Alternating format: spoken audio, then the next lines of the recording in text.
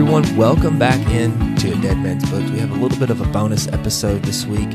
As I mentioned in the last one, my family and I, we visit St. Augustine once a year. We love the city. We love the people there. St. Augustine is just a really special place for us. It did break my heart just a little bit when Elizabeth Randall was talking about how a lot of the people there may be tired of the tourists. I'm really sorry for those of you who are. I just really love your city. We try to be respectful of it, and we try not to be, I guess, annoying when we're down there. Maybe what we did, though, was annoying, what we're about to talk about today, but we read the book together. We listened to a podcast. There's a podcast called Southern Fried Crime, and there's an episode on Athalia Ponsell Lindsley, so if you want to go and check that out, you can go there. I'll try to put a link in the show notes if I can remember when I publish this episode. But my wife and I, we went out to eat, and we left the house early because we love walking the streets of St. Augustine. That's my favorite thing to do. When we get to St. Augustine, the only time we pull the car out of the driveway is if we're going to the beach, and we love walking the streets there. It's just such a great place for us. It's such a special place for us. So we walked the streets, and we decided we were going to find all the landmarks that we could that Elizabeth Randall mentioned in her book. And so we took a trip down to Marine Street, walked back up St. George Street from there, and looked at various other places. And we were just really, again, stricken by how this murder was able to happen on such a quiet, serene street. It was a little bit different in the 70s, and Elizabeth Randall talks about that in her episode, in her interview. And if you haven't listened to that, I would encourage you to go back and listen to it first. But because we learned a lot from her as regards to the way Marine Street has changed since the time of Athalia's murder. One thing I do want to say is we misunderstood a part of the story to Athalia's murder. We thought that the murder weapons were disposed in Maria Sanchez Lake, which is just like a street away from the Stanford and Lindsley house. And we talk about that a little bit in the podcast, but again, we were mistaken. So just keep that in mind. We're going to talk about that a little bit. Again, a correction there for us, but we have taken a field trip with Jason Crockett, and here we are with our second field trip as we walk the streets of St. Augustine.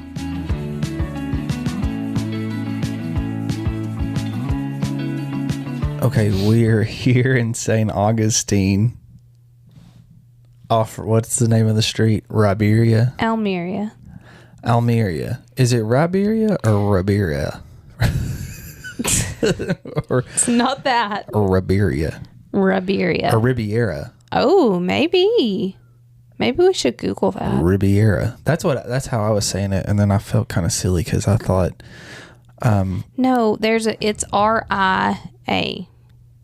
Oh no, so is it Ria? It would be at the end. Oh, so Riberia. Anyways, RIBERIA.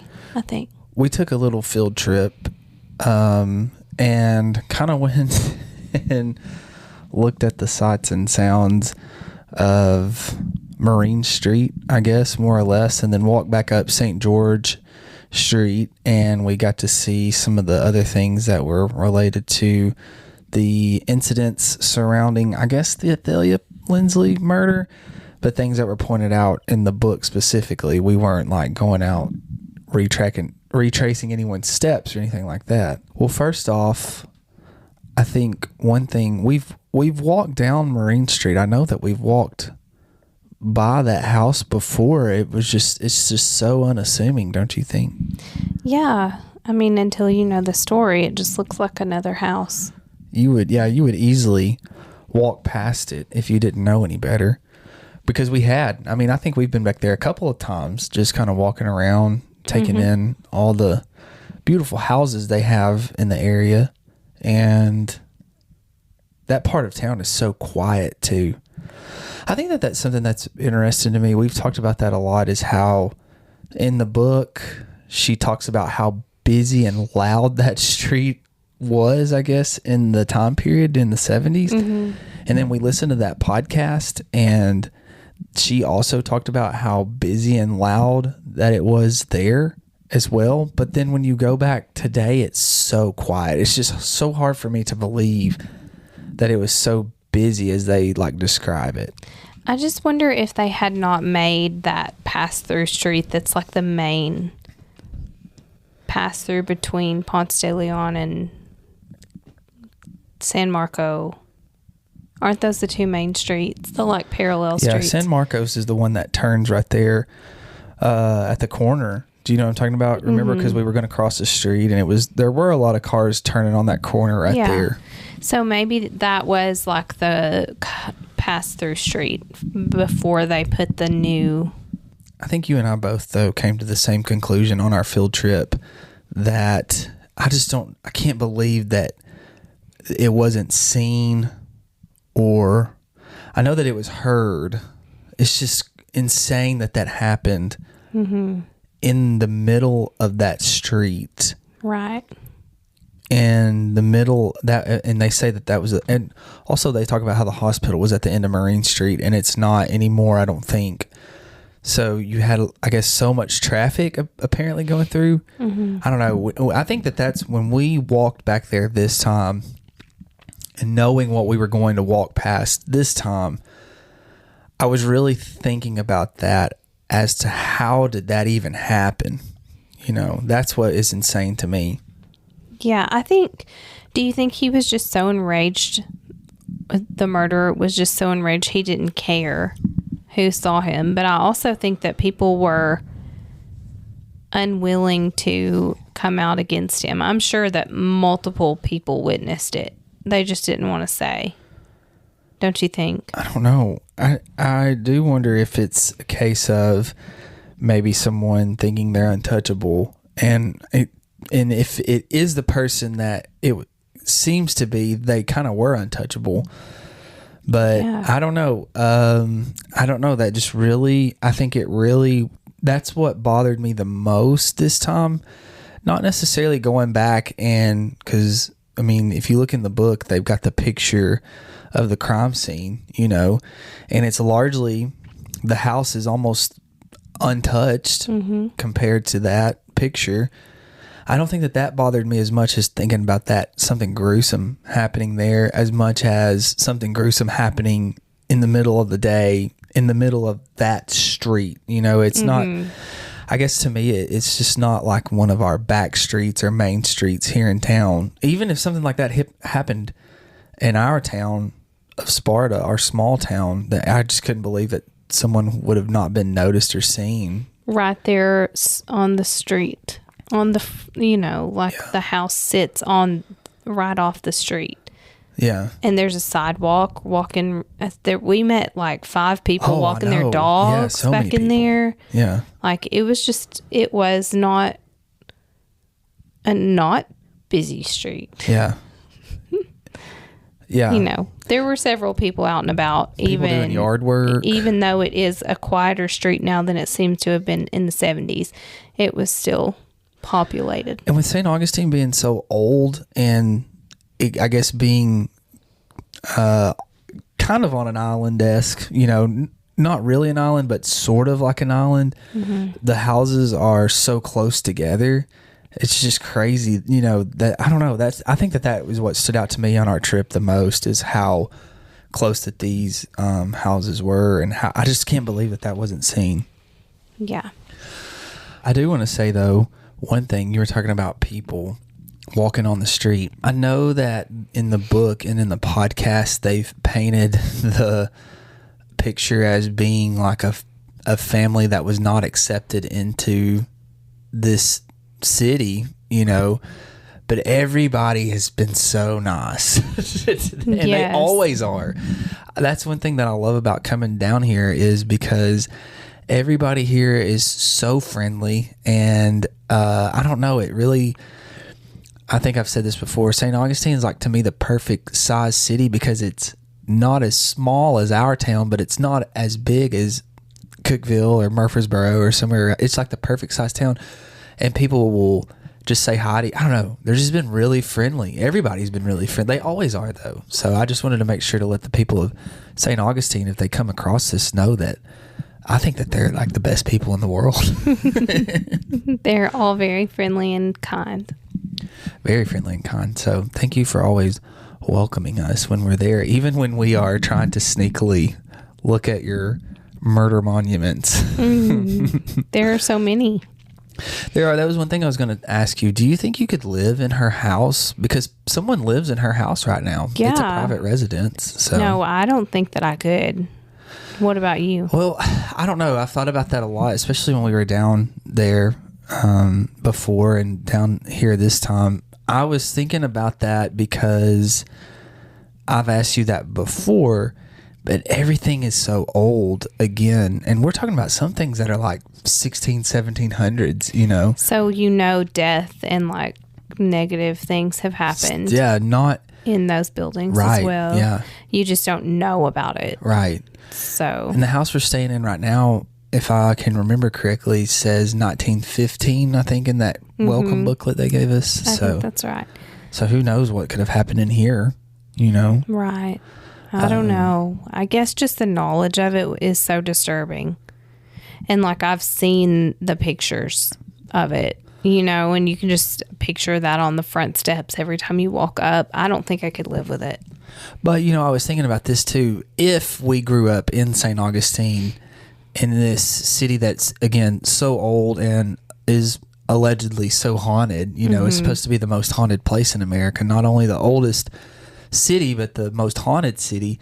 I guess maybe if you grew up here, you would be used to that, and it would probably just be like, yeah, this happened, but so many other murders or deaths have happened across this city as well. So what's another house compared to another one? Also, though, I think a lot of the other like deaths and murders have been so related to war and like conquering, like conquest. Yeah. That it's just not the same as like a fairly modern day and fairly personal, gruesome, grisly murder like that. It's just kind of different to me.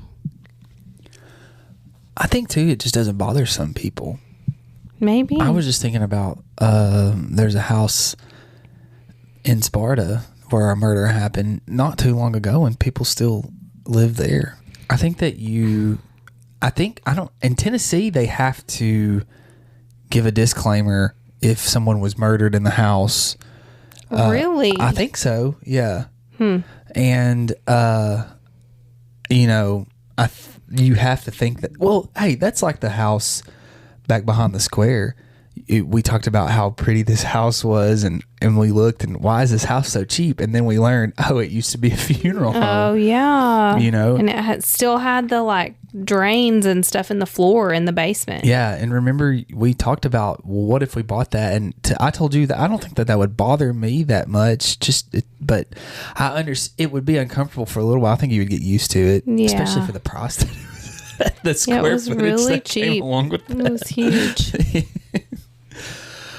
Anyways, we walked past the former Athalia Lindsley house because she lives separate from her husband. And we looked for Alan Stanford, the Stanford residence, which is so connected to this murder, and we couldn't find it. So I'm thinking that maybe it was like destroyed in a hurricane or like maybe something like that. In the book, she has a picture of it from the 70s, but she got it from the city archives. So that makes me think that maybe that didn't exist. So it was hard to locate because we looked on both sides of the street, right next to it, right behind it, because of the way that the quote unquote bloody trail was described in the book, and we just didn't really see the same type of house. So I'm assuming that that's probably not there anymore. And then we went to the lake that's back there where the murder weapon, the items were found, the machete, the belt, the watch, and the dress pants and shirt. Yeah, the diaper. Was it pants? Are we sure the pants were there too? I think so. If the belt was there, I don't know. Anyway. The diaper was there, though. What did you think about that lake and the proximity to that? Definitely very convenient for the murderer to have hidden the items there. But also, I was thinking this, like, if you were going to go hide these items, why would he not have just thrown them into the lake? Because they were later found. So he had stashed them kind of like in the marshy area, like the side, I guess, of the lake, the banks. Like, why would he not have just disposed of them all together? Maybe he was going to go back for his watch, get his watch back. I mean, I don't know. It's just crazy that he didn't just like completely. And also, you live right beside the harbor, like the bay and the ocean. Like, I just feel like there were much better places to hide things that would never turn back up. Why would you not go to more trouble to hide? You know, he must have just been so secure in knowing, feeling like there was no way that he was going to be convicted, which he was evidently right. Also, too, though, you know, around that lake is very popular. I mean, the whole area is populated, but yes, but that's the end of St. George Street Yeah. down there, and across the lake, there's a lot of houses, and then right back there, I mean, we sat on a bench to take a break because we had been walking so much that day, and we were even talking about how, I mean, there were people there next to us on the bench. There was houses through there. There are windows of houses that look straight out onto that area. I mean, it's crazy that none of this got seen, you know. I think that it was, though. I think that it was just swept under the rug. No one came forward. It had to have been seen. Maybe. That's what I'm saying. It's impossible that it wasn't seen. So we walked back down St. George Street. We were looking for Mr. Lindsley's house and office, and we thought we had found it, and we were like a couple of house numbers away, and then we got really distracted because we were on our way to eat at Columbia. Yeah. I think we were trying to beat, it was about to rain as well. It's rained all week here. We were about to eat there, and those churros were calling my name. That's at the Columbia. They're so good. So good. But we didn't see that. But what about the houses down that end of St. George Street? Those were some really nice houses. Really pretty. Yeah, some of those houses had palm trees for porch posts, which I had never seen before. Yeah. Very interesting. The streets down through there are the original, I don't know about original like 1500s, but they're very old brick streets. It was so pretty. So quiet too. Just a great place. Very picturesque. Yeah. But yeah, we walked around, and that's what I took away from that. But again, I just want to make sure to stress how welcoming the people of St. Augustine have always been. We've been going to St. Augustine now for almost a decade. I think this was year 8 for us. 7 or 8. We skipped 2020. Yeah. So if we had gone in 2020, I think it would have been 8, but this was 7. Yeah. Yeah, that's right. But almost a decade, you know. Getting close. We're getting to where we're talking about going twice a year now, you know. They've always been very welcoming. The places that we've stayed at, we've always stayed in houses in residential areas, which I did see a sign that said, "Our neighborhood is not a hotel."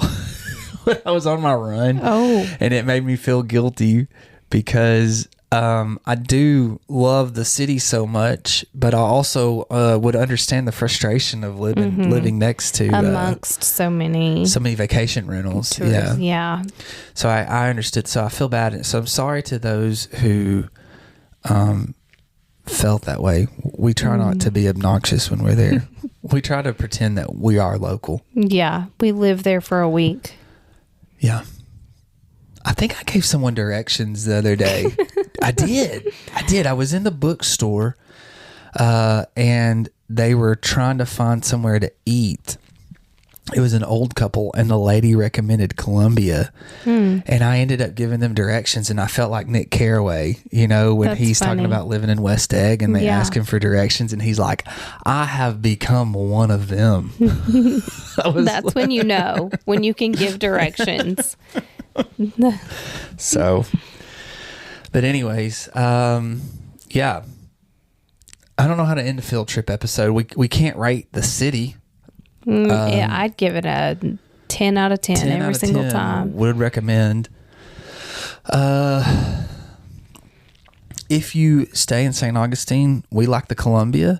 We also like the Scoop ice cream For sure. in Uptown. Shout out. Man, that's some good ice cream and some really friendly people that run that place. I don't know if they really do recognize us every year, but they sure act like they do. They sure act like they do. So, where else? The Kookaburra? The Kookaburra. Oh, the best Good morning coffee. And I like Realty Cafe. Well, I've not been yet this year, but I really like, because we're staying on a different side of town. Mm-hmm. But yeah, I really like the Realty Cafe as well. O.C. White's always has good atmosphere. Yeah. Outdoor seating. Yeah. It seems like every time we go to O.C. White's, it's about to rain and nobody's on the porch, and we always chance it and get away with it, and we don't have to wait for food. So. And there's like live music and... And she'll sing Ninja Turtles for your kids. Yeah. She was the best. Yeah. Harry's is really good. Harry's is good. Kind of a staple. This is the first year that we said we're not going to Hurricane Patty's, and we stuck to it. Sad, though. Kind of sad. Hurricane Patty's is kind of obligatory, but, Yeah. It's okay. We like to go to Saltwater Cowboys, which I think everybody likes to go to Saltwater Cowboys. Yeah, it's so good.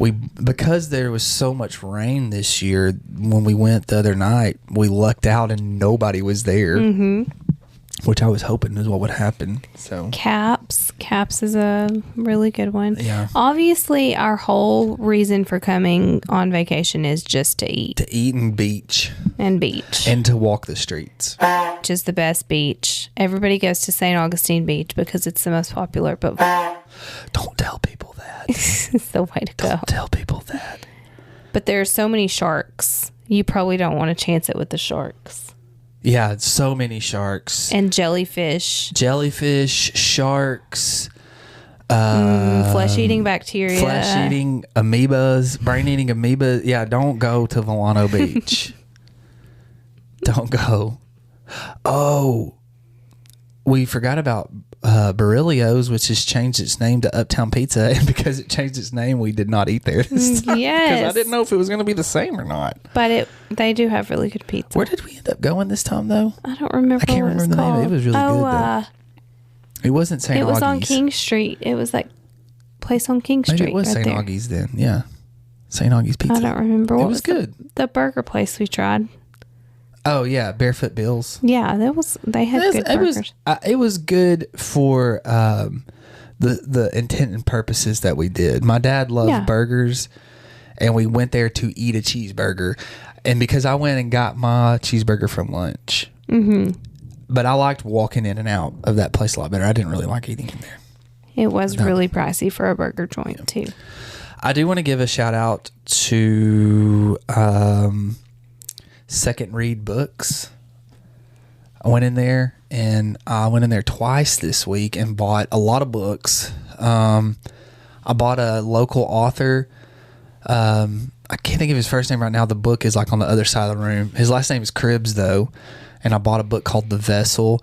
And I also bought Jason Crockett a copy of it. So hopefully we're going to read it. And I'm hoping next year I can get in touch with this guy. And when I'm down there, I can interview him. That'd be cool.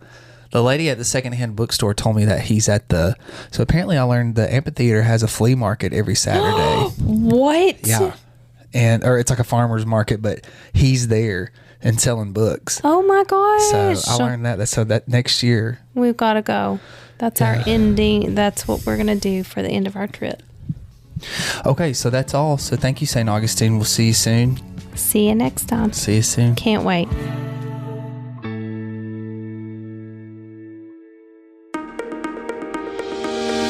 Hey, if you're a fan of good conversations and fresh takes on literature and the kind of school stories that stick with you long after the bell rings, well, I've got a podcast for you. It's called With Honors, and it's where my high school students have taken the microphone, not just to analyze books or talk about our lessons, but to reflect on what we've learned this year, have conversations about what surprised them, how our literature and classroom experiences connect to their real lives.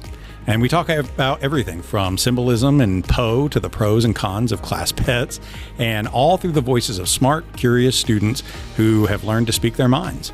New episodes drop regularly every week, and everyone is a snapshot of what it looks like when students take ownership of their own learning and have a little fun while they're at it. You can find With Honors on Spotify, Apple Podcasts, and our YouTube channel, so check them out.